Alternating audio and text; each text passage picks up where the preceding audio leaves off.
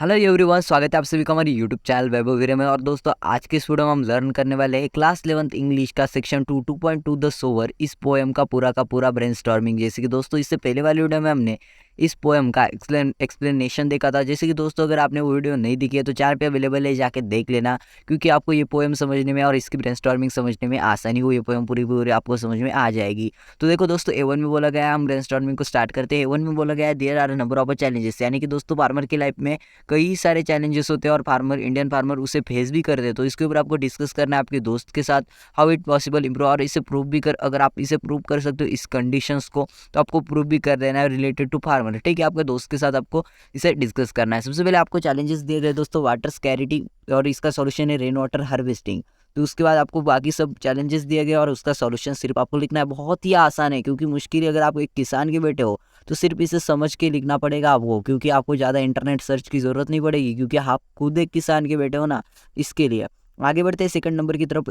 First वाला question तो बहुत ही इजी लगा मुझे। A2 में बोला गया the poet has observe the sower closely, express in your own words the reverence the poet has for the sower. यानी कि दोस्तों, पोएट ने ना सोवर को, यानी कि उस किसान को बोल सकते हो, तो बीज बोने वाले को बहुत जवळ से देखा, यानी कि बहुत नज़दीक से देखा। तो जब, यानी कि जो पोएट है उनको कैसा लगा, उनकी फीलिंग्स, उनकी भावना है, उनको कैसा लगा, उनके बाबल उसका आदर सम्मान जो कुछ भी होगा, तो आपको आपके खुद के शब्द में लिखना है। ठीक है, तो A2 भी ऐसा ही कुछ आसान क्वेश्चन था। A3 में बोला गया the poet is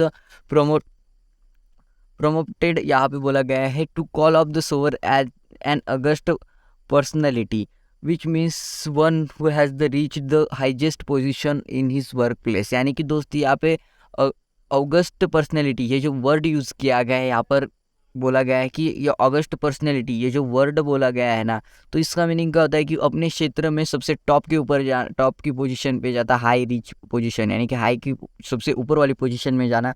explain this using the following points, यानी कि इसे एक्सप्लेन करना है इस फॉलोइंग पॉइंट्स को यूज़ करके। सबसे पहले देखो हार्डवर्क, उसके बाद प्रिजर्वेंस एंड डेडिकेशन। हार्डवर्क यानी कि कठिन मेहनत, प्रिजर्वेंस एंड डेडिकेशन यानी कि कुछ पाने के लिए कुछ खोना पड़ता है, इस तरीके से, यानी कि पेशेंस भी रखना पड़ता है ना, तो इस तरीके से। तो आपको सिर्फ एक्सप्लेन करना है, यानी कि इस पॉइंट्स को यूज करके एक्सप्लेन कर देना है। तो यहाँ पे A4 में बोला है pick out the examples of alliteration from the poem and write down them.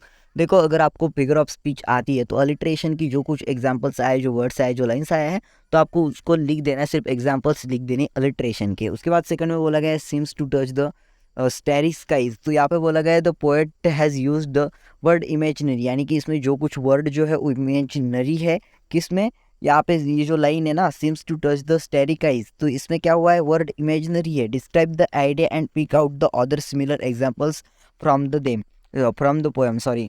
तो यहाँ पे जो भी मतलब इमेजिनरी लाइन्स से, इमेजिनरी पोएम ने यूज़ की हुई लाइन्स या तो सेंटेंस स्टेटमेंट से, तो उसको लेना है। ठीक है, A5 में तो बहुत ही आसान है, आप सभी का फेवरेट है। यहाँ पे बोला गया right an appreciation of the poem considering the following points, यानी कि एप्रिसिएशन लिखना है, जो पॉइंट्स दिए गए उसको रीड करके। तो सबसे पहले देखो about the poem, poet title. अब देखो क्या करना है, अबाउट द पोएम, पोएम का नेम लिख दो, पोएट कौन है वो लिख दो, एंड टाइटल। पोएम को, अभी इस पोएम के जो पोएट है उनका नाम लिखो, उसके बाद पोएट का लिखो एंड टाइटल लिख देना। ठीक है, थीम क्या है, सेंट्रल आइडिया क्या है, मैंने आपको पढ़ाया है। अगर आपने वो वीडियो नहीं दिखी तो जाओ देखो, फिर एक बार बता देता हूँ यहाँ पर कि पोएट ने एक फार्मर, यानी कि एक किसान के बारे में, एक सोवर के बारे में अपने विचार स्पष्ट किए कि वो सोवर क्या कर रहा था, उन्होंने जो ऑब्जर्व किया उसके बारे में उन्होंने लिखा, उनकी थोड़ी सी फीलिंग्स लिखी कि क्या मतलब वो उसका डेडिकेशन, उसके बारे में। उसके बाद poetic devices, language and style.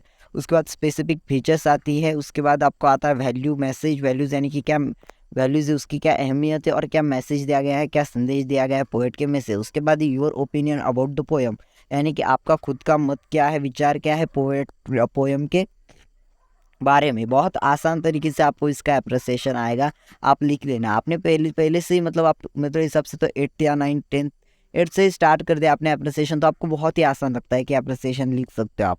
Second में बोला है right a summary of the poem using the following point. Summary लिखनी है जिसमें टाइटल आएगा, उसके बाद इंट्रोडक्टरी पैराग्राफ आएगा about the poem, type, nature, tone. तो यहाँ पर बहुत आसान भाषा में आप इसकी समरी लिख सकते हो, जिसकी मैं आपको आसान भाषा में मैंने पिछली वीडियो में एक्सप्लेन किया था। ठीक है, इस पोएम का एक्सप्लेनेशन, मेन बॉडी, उसके बाद central idea, gist of the poem, उसके बाद conclusion, opinion, views and appeal.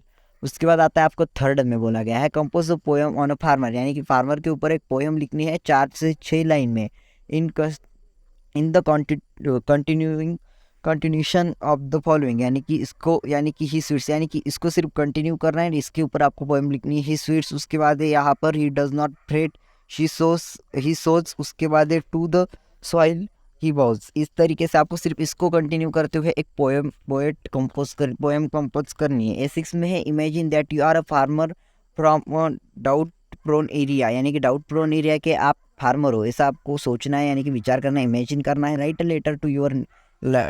To letter और न्यूज़पेपर एडिटर, यानी कि न्यूज़पेपर एडिटर जो भी पत्रकार हो सकते हैं, एडिटर हो सकते हैं, न्यूज़पेपर एडिटर जो कोई भी होते हैं, उनको आपको लेटर लिखना है और उसमें बोलना है discuss the problem and suggest possible situations, यानी कि जो कोई भी प्रॉब्लम आप फेस कर रहे हो उसको प्रॉब्लम के ऊपर एंड उसके सॉल्यूशंस जो कुछ भी होंगे उसके ऊपर। S7 में बोला गया agriculture is the principal occupation in Maharashtra and it is has many career opportunities, यानी कि एग्रीकल्चर जो है ये प्रिंसिपल ऑक्यूपेशन है महाराष्ट्र में, ठीक है, और इसमें कई सारी करियर अपॉर्चुनिटीज़ है।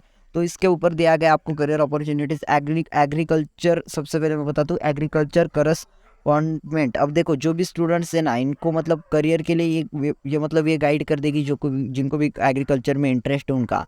बी में है मार्केटिंग कम्युनिकेशंस मैनेजर, उसके बाद है एग्रीकल्चर पॉलिसी एनालिस्ट, उसके बाद है फार्म मैनेजमेंट, उसके बाद ई में बोला गया है सॉइल कंसर्वेशनिस्ट, उसके बाद आपको साइंटिस्ट कृषि विज्ञान केंद्र, साइंटिस्ट भी बन सकते हो कृषि विज्ञान केंद्र के। उसके बाद है मशीन डिज़ाइन इंजीनियर या उसके बाद है जूलॉजिस्ट, उसके बाद है आपको वेटरनरियन, उसके बाद है आपको फूड माइक्रोबायोलॉजिस्ट, उसके बाद है आपको हॉर्टिकल्चरिस्ट, उसके बाद है एग्रीकल्चर इकोनॉमिक्स। इस तरीके से उसके बाद आगे बढ़ते हैं जहाँ में दिया गया आपको right in brief about the various career opportunities given above. You can collect the information from the following universities. इसमें बोला गया India institute of technology Kharagpur, उसके बाद है महात्मा फुले कृषि विद्यापीठ पुणे, उसके बाद डॉक्टर पंजाबराव देशमुख कृषि विद्यापीठ अकोला, ठीक है। तो 8 में बोला गया है दोस्तों सिर्फ आपको प्रोजेक्ट जिसमें विजिट योर कॉलेज लाइब्रेरी, यानी कि प्रोजेक्ट बहुत आसान होता है, आपको आपकी कॉलेज लाइब्रेरी को विजिट करना है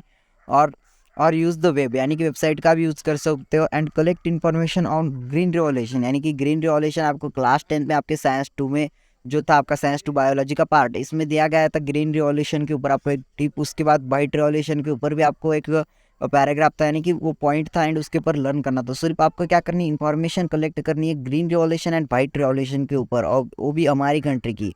तो यही पर होती है ब्रेनस्टॉर्मिंग खत्म। हमने आसान भाषा में आपको समझाने की कोशिश की। नेक्स्ट वाली वीडियो में हम देखेंगे देयर इज अनदर स्काई इस पोएम का एक्सप्लेनेशन। सबसे पहले पर एक बार बताओ हमारे चैनल पे पूरा क्लास 11 का सिलेबस अवेलेबल है। इस वीडियो को लाइक करो, चैनल को सब्सक्राइब करो एंड ब्रेनस्टॉर्मिंग के सभी आंसर्स के लिए पीडीएफ के साथ हमारे डिस्क्रिप्शन में टेलीग्राम ग्रुप का लिंक है, उसे ज्वाइन कर लेना। मिलते हैं अगले वीडियो में, तब तक के लिए बाय बाय, टेक केयर।